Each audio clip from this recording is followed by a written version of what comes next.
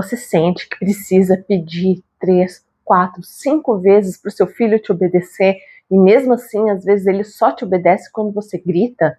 Você já tentou argumentar, já tentou pedir, já tentou explicar e sente que nada disso funciona? Que às vezes o que só funciona é o grito e você acaba se sentindo culpada e frustrada com a maternidade?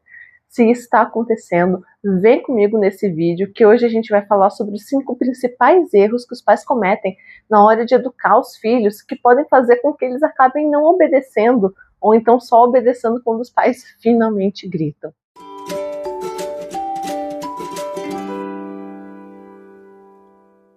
Mas antes, deixa eu me apresentar. Meu nome é Poliana Fornari, eu sou educadora parental.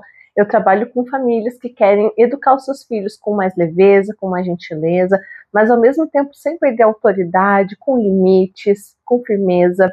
E se você gosta desse assunto, esse canal é para isso, para a gente conversar sobre maternidade, criação de filhos, de uma forma sem romantizações, sem culpa, mas também com ferramentas que realmente funcionem no dia a dia. Se você gostou da proposta, já se inscreve no canal, deixa o seu like. Se você não gostar do vídeo, você tira, não tem problema não.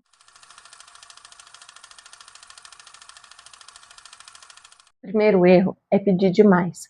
Você pede uma vez, desliga a televisão, a criança nada. Você pede a segunda vez, desliga a televisão, a criança nada. O que acontece aqui é que a criança ela está acostumada, que você vai pedir 3, 4 vezes, ela está acostumada, às vezes, a só te obedecer quando você grita. E a questão é que não é que você precisa necessariamente engrossar, ser mais rígida, gritar para conseguir obediência, mas é que você efetivamente precisa aprender a falar menos. Você pediu uma vez, desliga a televisão, a criança não desligou, você vai lá e desliga a televisão. Você não precisa ficar falando e a criança fingindo que não está te escutando.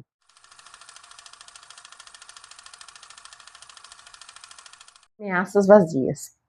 Você fala, a criança não quer desligar a televisão, e você fala, se você não desligar essa televisão, você nunca mais vai ver TV. Uma vez eu estava muito irritada com a bagunça enquanto eu estava fazendo cookies, e eu falei, eu nunca mais vou fazer cookies. E a criança sabe que a gente não vai cumprir isso. E a gente fica ameaçando essas ameaças vazias, e o que acontece? A ameaça vazia não tem força nenhuma. E se a gente fala e não faz, a gente perde a nossa autoridade. Então, regra de ouro, só fala aquilo que você está disposto a cumprir. Pensa direitinho no que você vai estar prometendo para a criança, para depois saber que você vai cumprir. E claro, né? Se for para falar alguma coisa, que sejam consequências razoáveis e que sejam proporcionais ao que a criança está fazendo naquele momento. Então, por exemplo, se a criança está rabiscando a parede, a consequência pode ser você guardar os lápis de cor dela. Simples, direto e efetivo, porque você está fazendo o que você está prometendo.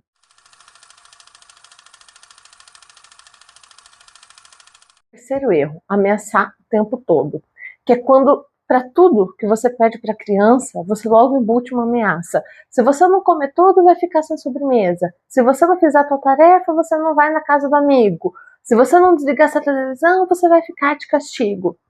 E o que acontece? É que você percebe que quando você coloca uma ameaça, você, de certa forma, você está dando uma opção para a criança. Se você não comer tudo, vai ficar sem sobremesa. Então, a criança parece que ela pode escolher, ou eu como tudo, ou eu fico sem sobremesa. O que não é verdade, você quer que ela faça aquilo que você está pedindo para ela, você quer que ela come tudo, você quer que ela faça a tarefa, você quer que ela desligue a televisão. E aquelas crianças que são mais desafiadoras, que gostam de testar os limites, eles podem às vezes até bancar esse castigo. Tudo bem, tá? Eu vou deixar essa televisão ligada e vou ficar de castigo mesmo. E então isso pode acabar sendo um tiro no pé dos pais, né? E além disso, como toda punição, a ameaça ela vai perdendo força com o tempo. Então as crianças elas acabam perdendo o medo dessas ameaças e os pais acabam escalonando aquilo, ameaçando com coisas cada vez mais pesadas, cada vez mais mirabolantes, e o que acaba acontecendo é que o relacionamento vai ficando desgastado com isso. O clima da casa vai ficando mais tenso, mais pesado.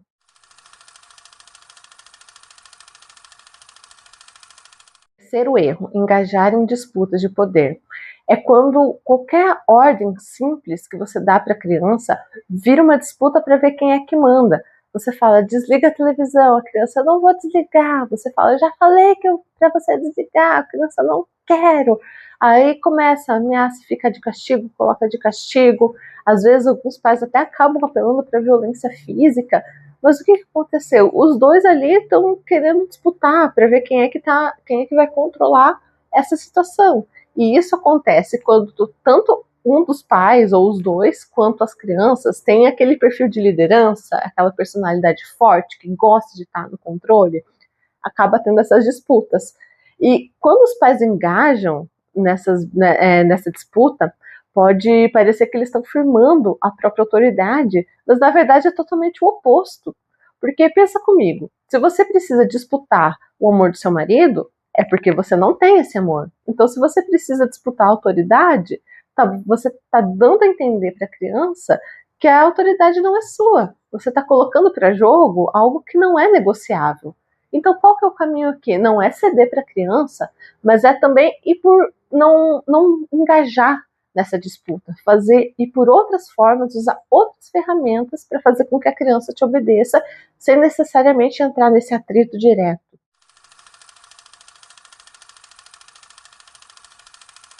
O quinto erro é a falta de conexão. Esse eu vejo que é o aspecto mais importante de um relacionamento saudável entre pais e filhos, mas é um aspecto que é constantemente negligenciado. Quando os pais eles acabam enfrentando desafios de comportamento com os filhos, eles logo buscam ferramentas para fazer a criança obedecer, ou então buscam formas de firmar a autoridade, o que é importante. Mas se não existe conexão com aquela criança, ou seja, se não existe um relacionamento pautado no respeito, no diálogo, na escuta, na presença, na validação dos sentimentos, nada disso, nenhuma daquelas ferramentas vai adiantar para resolver esses problemas, pelo menos não de uma forma respeitosa. Você se conectar com a criança antes de você corrigir ela é a base para qualquer educação para qualquer educação positiva que você vai praticar. E como esse assunto é extenso e esse vídeo pode estar ficando um pouquinho comprido, eu preparei um e-book muito legal. Eu vou deixar o link na descrição para você baixar de graça. É um presente meu para você, que é Antes da Obediência, Conexão. Lá você vai encontrar dicas, ferramentas, os conceitos que existem para você ter ali um relacionamento mais amoroso e mais próximo com o seu filho. Baixa o e-book e depois me conta aqui nos comentários o que você achou, se você tem alguma dúvida. E como esse assunto, que logo vai sair a parte 2 desse vídeo, que eu vou dar as soluções para os erros que eu listei aqui nesse vídeo.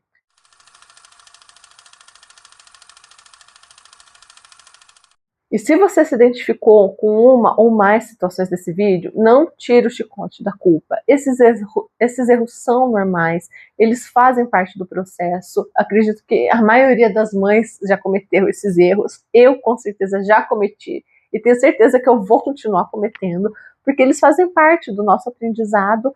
E aqui o objetivo não é a gente tentar ter uma maternidade perfeita, é a gente ter um pouco mais de autocompaixão com nós mesmas e aprendermos e recomeçarmos com os nossos erros. Assim a gente fica melhor, a gente fica mais leve, mais presente para ter um relacionamento melhor com os nossos filhos. Espero que vocês tenham gostado desse vídeo. Fique bem, até a próxima.